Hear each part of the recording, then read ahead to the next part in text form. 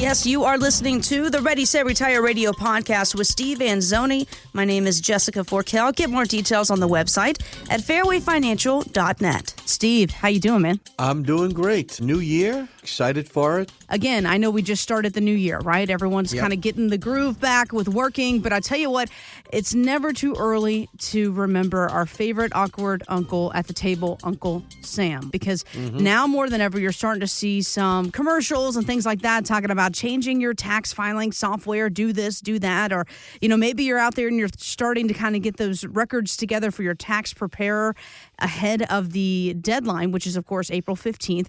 But an article I read, Steve, says that it's really important not to confuse tax filing with tax planning. What do you think? Well, they're completely different. Like tax filing is historical documents. It's taking what has already occurred and organizing them and giving them either to your tax guy or whoever does your taxes. So it's really the process of putting things together. Tax planning is a more proactive approach that is done during the course of the year so that you put yourself in the best possible situation from a tax standpoint. So, for example, now's a good time because you're gathering documents from last year and you're saying, oh man, maybe I should have done this or should have done that. So some of these things are fresh on your mind, but planning is the process where do I do a Roth 401k or do I do a regular 401k? Okay, that's planning. Do I contribute to an IRA? Do I contribute to, a non-qualified government plan? So those are planning and thought processes. How do I do my withholdings? Am I excited to get money back? Do I want to get as close to zero back as possible, which I think is the better scenario for most people. But that's all a process that occurs during the year. And you certainly don't want to wait last minute. Like, for example, Roth conversions are very, very popular. And technically, this is the last year of the low tax brackets, Jess, although there's been a lot of talk that incoming President Trump is going to try to keep what he did years ago in the low tax brackets, but we'll have to see on that one. But right now, the low federal brackets are set to sunset, which means go away at the end of this year. So for those people thinking, wow, I think a Roth conversion is a good idea, this might be your last shot of doing it this year. And for those of you who are not quite sure what that is, it's taking money that is in a pre-tax account, whether it's an IRA or a 401k, and converting or rolling that over into a Roth account. So your earnings is not a formula as to how much you can contribute. So it's really how this conversion is going to affect your taxes, because whatever you convert, you have to report that year for taxable income.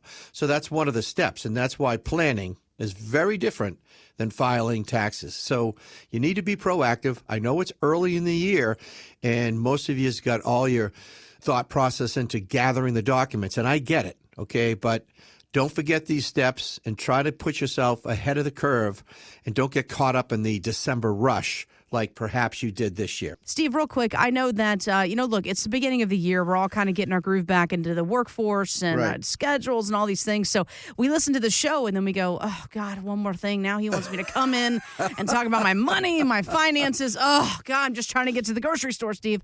What's this first appointment like? Basically, I want to take the monster out from under the bed for a lot of folks. So what is that like? Yeah, great question, Jess. The first one is really, it's at your pace. It's really your time. And it's just me kind of sitting there saying, thanks for coming in or thanks for being on the phone. Because remember, you can do it on the phone too. And the first thing I'm going to say is, how can I help you? Like, what are you concerned about? And I'm going to let you run it, really, and just tell me what's going on. So it's a very laid-back approach. It's just about getting to know you a little bit better, finding out what you're concerned about, what keeps you up at night, questions you may have about what you've read or heard about on TV. And that's really all it is, Jess. It's nothing too complicated. It's merely a chat, really, just to see where you're at. And from there, we can put together some ideas or thoughts for you, or maybe having you see other people if it pertains to legal or trust issues and things like that. But we've been around such a long time. We've developed such great professional relationships that we're going to be able to probably give you some help either in-house here or just from my knowledge saying, hey, maybe you should talk to someone about this point first, and then we can pick it up from there. So that's kind of how it is. It's really different for everybody. It really is, because everyone has different needs, different ages. They're either retired or about to think about retirement. So that's kind of how the first meeting goes. It's very laid back, and it's all about you. Now, here's the deal. In just a few weeks, guys, we have a new president taking the White House. It has been a very long, I feel like it was a decade long, of political ads and promises and debates and all the things. Now we know who's going to take the White House, of course, President Trump. So a lot of folks are looking at that, and they're talking to their potential financial advisors and asking the question, should we change direction based on the election? Well, Schwab's Liz Ann Saunders told Yahoo Finance, don't do it. I don't know if there should be any adjustments specific to this election-related and policy-related uncertainty, because then you're trying to sort of game what's going to happen and then in turn guess what the reaction on the part of markets is going to be to what we are guessing will or might happen. So I think that's fraught with peril, and it's kind of a fool's errand. All right. Interesting that she says, basically stay the course, right? Don't base your financial future and your decisions on who or who's not in the White House there. And I have to guess that you're having a lot of these conversations as well, Steve. So we talk a lot about how you may want to make changes with your finances because of changes in your life and the economy, not necessarily who's on Pennsylvania Avenue. What are your thoughts here? Yeah, I agree with her 100%. And I actually said that in my workshop that I did this week, that it doesn't matter who's in office as much as you think. When you look back on how the markets have performed, I mean, they've been up and down no matter who was in office. And so what you really need to focus on is what you can control, which is if you're still working, are you taking advantage and maximizing your 401k? Are you putting away the maximum amount of money you can to help you in the future? And if you are retired, then you really should focus on where is my income coming from, my cash flow, and how steady and guaranteed is that? Because these are the things that you can control, right? I mean, I've heard people say, oh my God, I need to take my Social Security now because it's going to run out and I want my fair share. And I've had the good fortune of being in this business for over 3 decades. And I've heard this argument, Jess, for over 3 decades. It's nothing new. And yes, Social Security is a little tapped now. It's been tapped in the past, and it's only because of the government borrowing money from it because it was so flush with cash. It will be here for us. Now, I don't know what the tax consequences are going to be in the future, of course, and I don't know how much they're going to cap it in the future, but that's things that we can't control, right, Jess? So we want to focus on what can we as individuals control, and that is, are we taking advantage of the maximum deductions we can have? Are we funding the retirement to the max if you're still working? And, of course, if you're retired, is my money working for me the best way it can?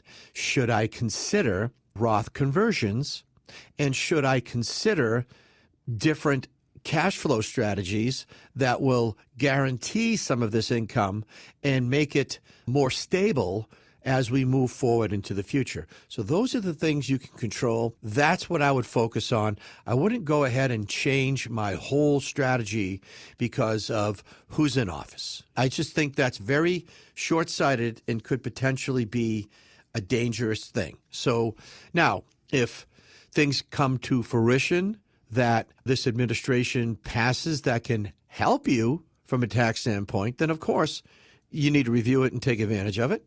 But that doesn't mean you totally change the course. That's what I'm thinking going forward, and that's what I want my clients and anybody who wants to talk to me to focus on, what they can control.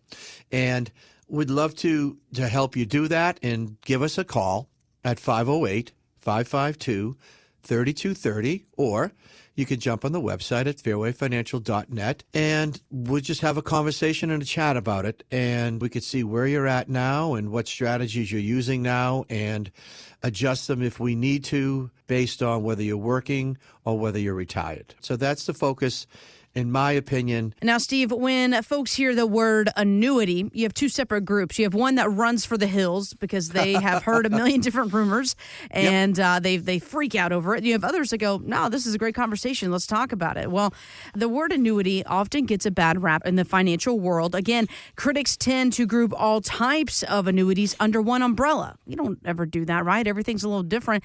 But if you're a listener to the show, like I just mentioned, you're not one of those. You understand the difference because we talk about it all the time. But Steve, I want to bring it back to basics here. What is an annuity, and how can we define the differences of the benefits? And of course, like with anything, there's the good with the bad. Yeah, and I get this a lot. I've been at it a long time, and I hear everyone's opinions on it. And here's the reality, okay? The people who really bash them are the ones who don't offer them. That's what I've found over my 30-plus years in the business.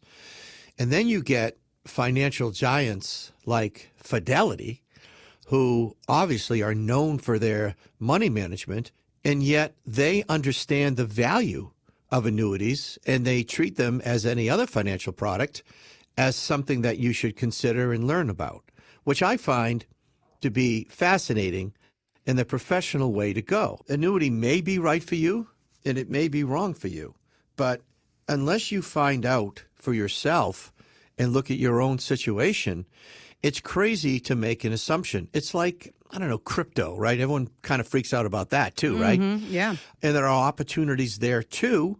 And of course, that comes with a lot more volatility than a typical fixed annuity, right? So let's get back to basics, like you said. So annuities can be very complicated. I mean, our industry has done a very poor job, in my professional opinion, of helping people to understand these things. And I don't know why they feel they need to complicate it. But basically, there are two basic types. There's a fixed annuity, which, as the name implies, means it's safe, it's protected from downside risk. And then there's variable, right? As the name implies, it's variable. It can go up and it can go down, similar to traditional investments. So those are the two basic types. But then, of course, you get into all the subsets, which can really be confusing. But we're going to focus today on the fixed side because that's what I do and what I'm focused on, right? The variable side is more of an investment side. So on the fixed side, there's these traditional the industry kind of refers to them as CD annuities or multi-year guaranteed annuities, and they operate very similar to a CD. Like you can buy a 2-year, a 3-year, a 5-year, a 7-year, and those terms are usually fixed for the whole term, the 2, the 3, the 5. And they work, again, very much like a CD, except they have some great tax advantages for non-IRA. So if you have money in the bank and you want to put it somewhere that you're not going to need it for, I don't know, let's say 3 or 4 years, and you buy a 3 or 4 year annuity, all that money will compound interest for those years. So it is a very unique and distinctive benefit that an annuity has. And at the end of the term, you can roll it back into another version, or if you want the income, you can take it. But at the time when you take that, the interest is subject to tax, not the principal. So that's a basic annuity. And then there are ones that are a little more, I don't know, fancy, complicated, however you want to call it, but they've been the most popular, Jess, in the last 10 years. I mean, just off the charts popular. And they're called index annuities. And as the name implies, they use an index to gauge how much interest to pay you. So it's not directly into the market. They just use it as a measuring stick. Gotcha. And the most popular one is the S&P 500. So most of these products will have what is called a cap. So the cap is 10. So if the cap is 10 and the stock market does, the S&P does 12, you'll get 10. But conversely, if the S&P has a bad year and is negative, you are protected from that downside and you will earn zero. So there's the plus side of it, of being able to earn money up to a certain amount. And another plus side, of course, is you don't lose on the downside. And I guess the negative side of that is if the market really takes off and has a great year, you're capped out at 10. So there's always pluses and minuses to doing everything. Well, right. I mean, and it's also, there's always going to be pros and cons, but it's also one of those things where there's so many different options that are available. I think, Steve, you'll agree with me. The best way to find out is if this is a fit for you, and if so, which kind, is coming in and sitting down with you. Because I always give the analogy, it's like Cinderella's slipper, right? It's going to be that fit specifically for you that doesn't work for anybody else. Well, I don't know about Cinderella's slipper, but it's a nice visual there. But it is true, and some of these things can work wonderful. And of course, there are annuities which technically are pension annuities, where you give up a sum of money, and in return, you and perhaps your spouse, if you include her, can get a check for life, even if the original money you put in runs out, which is really cool. I mean, you try doing that with an investment, you can't. But it's very interesting that you're creating your own pension, if you will, doing it that way. So, matter of fact, pensions, which are a thing of the past for the most part, are annuities. And so when people had pensions in the past, they had that guaranteed lifetime income to layer on top of their Social Security. Today, of course, we just have the 401ks, which don't have that, that guaranteed peace of mind that these other pensions used to have. So there's a lot of complicated things. I could talk about it forever, which I don't want to do. What I want you to understand is that I'm here and I have over 35 years of experience with these things. So rather than going on the website and trying to look up an annuity and going down a rabbit hole that you'll be totally confused about, give me a call at 508-552-3230, or again, jump on the website at fairwayfinancial.net and just say, hey, Steve, I've heard about these things and I've heard good things and bad things. Can you kind of fill me in on the blanks? And I will be very happy to do so. And because I'm independent, I have over 65 companies that we can represent. So pretty much every good company, where we're at here in Mass, I can show you how they work. Get more details on the website, fairwayfinancial.net. That's fairwayfinancial.net. Steve Anzoni is a licensed insurance provider by the Division of Insurance and is not registered as an investment advisor. Insurance and annuities offered through Steve Anzoni, Massachusetts Insurance License 3851053. Annuity guarantees rely on the financial strength and claims paying ability of the issuing insurance company. Read your contract for restrictions, limitations, or penalties. Steve Anzoni is not licensed in all 50 states. To find out if Steve Anzoni is licensed in your state, please call 508-398-3337.